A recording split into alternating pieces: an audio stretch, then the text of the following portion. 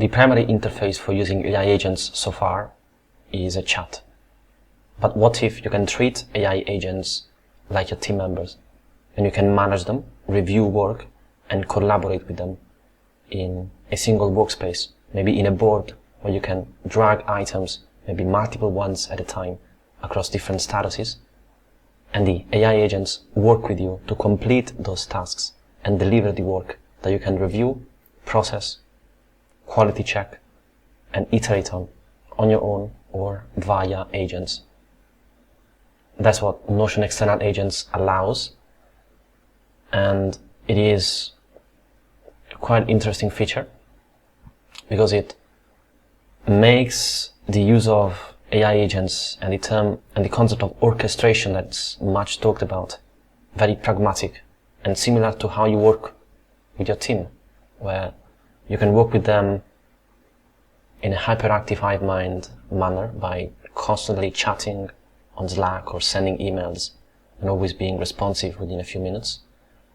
Or you can set up systems with your team so you can delegate work and track work and knowledge across a single interface where everyone knows what they're working on, the status of things, and how to progress to the objective that you have, whatever that is. For example, you can see here a cursor tasks database or data source where there are tasks for Cursor AI to work on, to build a website in this example. And this is connected to a GitHub repo, so it gets pushed, committed, and merged into the main branch automatically or after my review. So there are different statuses, and if I move one or multiple tasks into ready for agent, the custom agent picks it up automatically, works on it using Cursor AI and my settings in Cursor and the instructions that I'm going to show you in a minute. And then it leaves comments to update me on the status of those things. So essentially, just like I would work with a team member on something, on developing a website, developing a marketing campaign, or whatever other project you have in your business. For example, say I'm going to move this task here, ready for agent, and I will see Cursor is working when it starts working on it. And I can also open the chat by clicking on that text, and this shows me the agent reasoning. This is the context that it has, meaning the instructions of the custom agent in Notion. That's what it is. And then I will see all the steps that the agent takes, consuming my Cursor credits, not my Notion credits in this case. And then I can chat back with it, so it's a chat in a familiar interface, like when I chat with Notion AI via the bottom right corner chat available on any page in Notion. So you can see here, it starts working on it, and then it will move the task into in progress, and once it's done, it will leave a comment for me to know that it's done, so I can review it and then mention it if I wanted to work again on it, or check the output myself. So here you can see the actions.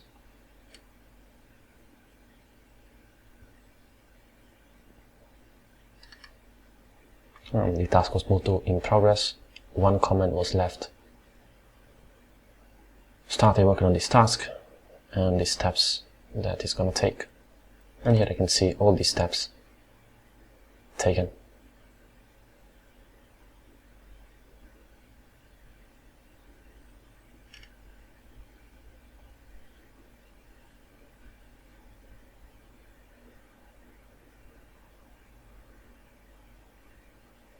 And this doesn't have to be with just one task at a time. It can be multiple tasks at a time, as long as they don't have a dependency or relation. And it doesn't have to be just one agent. It can be multiple agents at a time. You can have a status for building or writing code, for example, another status with a different agent maybe for reviewing the code. And it can be the same tool or a different tool. It could be Cursor plus Claude and then other tools as well in the future. So you can see how this resembles a workflow that you would have with your team, with multiple team members working on one or multiple tasks and updating their status reliably.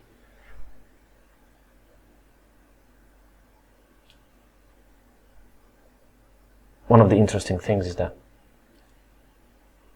AI agents do not have the same limitations of a human team member. So they might work on many tasks at once without problems, because even though it's one AI agent, it's in fact many of them, because they can work at the same time on many tasks.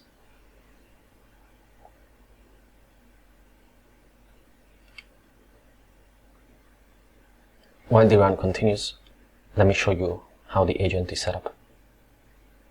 It's a Notion custom agent, which means I created it from here, the agents section, plus new agent. And the trigger is either when I mention the agent. Mentioning an agent is like mentioning a team member, either on a page by using the @tag, or any database properties by assigning a task to that user effectively. And it also triggers when a property is updated in the cursor tasks data source that I just showed you. And this property is the status is set to ready for agent. That is the trigger that starts the agent running. I can also add additional triggers, just like any other custom agent in Notion. I made a dedicated video about this in the past. Just like any custom agents as well, there are instructions. These are set up automatically when you create an external agent in Notion.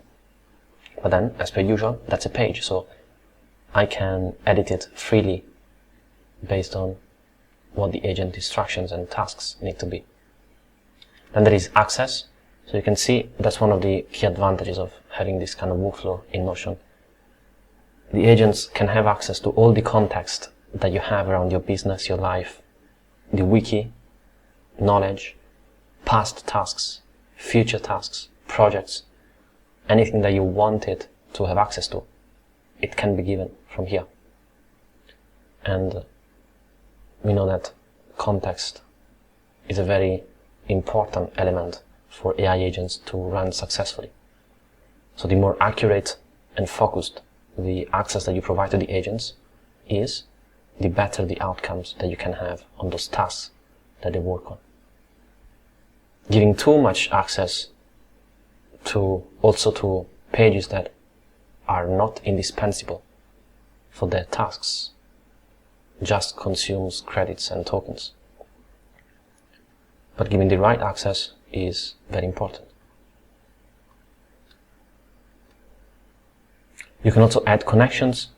As per usual, connections are third-party tools connected to the custom agent so that it can access data across different tools that you might use alongside Notion. And this also includes custom MCPs, so any third-party tool that has an MCP server, and also Notion workers. That's arbitrary code. I also made a dedicated video about that. Those can also be tools for the AI agent to use. And then, since this is a cursor agent, so an external agent specifically, I can select a GitHub repository. So far, in the near future, I will be able to select multiple repositories in one single agent, so it can work across different tasks for different projects. Then I can select the model. In this case, since I'm using cursor, it just uses cursor and consumes credits in cursor. So if I select default, this is using the settings that I have in cursor. Or I can select any other specific model for this agent to use. These are all the models that are available in cursor as well.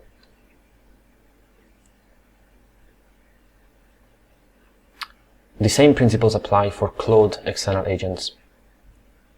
Although Claude external agents are built in Notion credits, they consume Notion credits, they are hosted by Notion, but just use Claude. Whereas cursor external agents are built separately, not in Notion, but in Cursor. So they consume your cursor plan, and you need an API key in the setup phase. So that's why if I create a new agent here, and here I have an external agent option, there is Cursor, there is going to be Claude and other tools in the future. Then if I select Cursor, I will continue, and I will select what do I want this agent to use Cursor for. Maybe it's a code-based Q&A, so I can set it up so it can answer questions about a repo, a specific project in GitHub for team members that are in Notion. Or it could be a coding task board that creates a new database, just like the one that I showed you earlier, Cursor tasks, where I can manage the status. And since it's a database in Notion, I can customize it as per usual, adding properties, automations, and all of that. Or I can create a blank agent so that I can use maybe my existing tasks database or my existing projects database and define my specific rules of how I want the agent to work. And the concept is exactly the same. Once it's set it up, then I can customize it in the settings as I wish.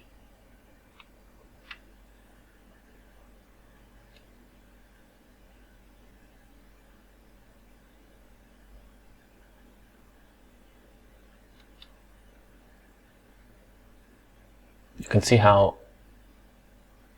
the agent updates the Notion page by using the Notion MCP.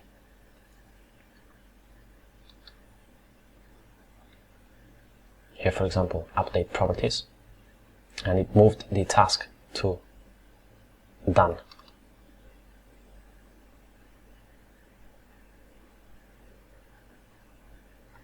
And it also left a comment, completed and pushed, with some details. And then I can comment with it, tagging it to trigger it, since that's one of my triggers that I showed you earlier, to iterate on the code if needed.